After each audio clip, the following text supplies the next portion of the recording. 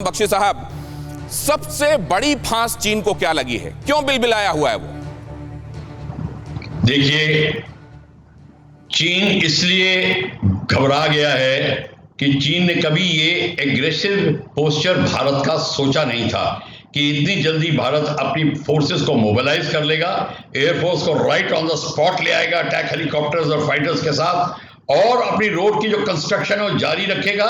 यही नहीं, civil labour higher करके लेके और वहां पहुंच जाएगा। जिसका आप वर्णन कर रहे थे, ये सारे का सारा जो काम जो का बीआरओ कर रहा है, ये हमारा बॉर्डर रोड ऑर्गेनाइजेशन, ये जो चीज है चीन को समझ नहीं आ रही थी कि ये इतनी जल्दी हो सकता है, क्योंकि चीन का जो अपना इंटरेस्ट है सीपीईसी कॉरिडोर में और गिलगित और बाल्टिस्तान के एरिया में जो उसने अपने सीपीईसी बनाया है, $100 बिलियन का जो प्रोजेक्ट खड़ा किया है, उसके ऊपर असर पड़ सकता था। प्रफुल्ल बख्शी साहब जो कह रहे हैं, अगर थोड़ा आप उसको और एक्सटेंडेड वर्जन में देखें तो आपको यह भी समझ में आ जाएगा कि करगिल भी जो हिंदुस्तान के ऊपर थोपा गया था, अब ये लगने लगा है कि करगिल भी चीन का असल में की हुई कारगुजारी थी, क्योंकि उस समय जब करगिल चल रहा था, परवेज मुशर्रफ बीजिंग में पाए गए थे। कर्नल एस डिन्नी साहब हमारे साथ जुड़ रहे हैं। डिन्नी साहब, ये चाइना और पाकिस्तान मिलकर खिचड़ी पका रहे हैं, लेकिन अब ये खिचड़ी कैसे पक रही है और ये कभी पकने ना पाए, इंश्योर करने के लिए हिंदुस्तान हर तरीके से अलर्ट है।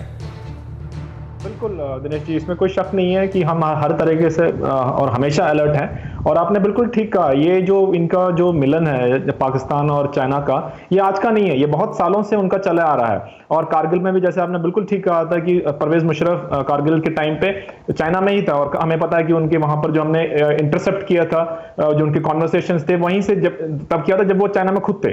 तो अभी भी जो हम देख रहे हैं, अब ये कुछ एक ताजुब की जरूर बात है कि लोगों की याददाश्त के लिए, वैसे ज्यादातर लोग जानते होंगे कि जनरल अजीज से उस समय उनकी बात हुई थी, परवेज मुशर्रफ की, जिसको इंटरसेप्ट किया था हिंदुस्तान ने, और उस समय देश के रक्षा मंत्री ने देश के सामने रखा था। क्या बातचीत हुई थी जो इंटरसेप्ट किया गया था? उस समय चीन में थे परवेज मुशर्रफ जी, वो क्लियर इसमें जो अपने प्लान्स के बारे में बता रहे थे कि किस तरह से उन्होंने ये जो किया है, किस तरह से उन्होंने इंडिया को बिल्कुल सरप्राइज किया है। और ये भी वो लोग दावा कर रहे थे कि चाइना की तरफ से भी कुछ इनडायरेक्ट सपोर्ट टाइप उस तरह की बातें चल रही थी। तो ये तब की, मैं इसलिए मैं बोल रहा हूं, तब से जो बातें हैं वो एक अभी हमें पता है कि पाकिस्तान बिल्कुल ही चाइना का एक, जैसे बोलते हैं ना, वैसल स्टेट जैसे बोलते हैं, जो मतलब बिल्कुल गुलाम टाइप हो रखा है। तो इसीलिए जो कुछ अभी भी देख रहा है, ये जो मिलन है वो पॉसिबल है, ऐसे कोई उसमें कोई हमें कोई हैरानी वाली बात नहीं है। लेकिन हम ये जरूर है कि आज की तारीख में भारत जो है वो सक्षम है कि दोनों तरफ से हम उसको फाइट कर सकते। भारत सक्षम है, उसको मालूम है, वो बेखबर नहीं है कि इधर पाकिस्तान है और उधर चाइना, और ये दोनों मिले हुए हैं, दो फ्रंट खोल सकते हैं, इससे हम अनजान नहीं है।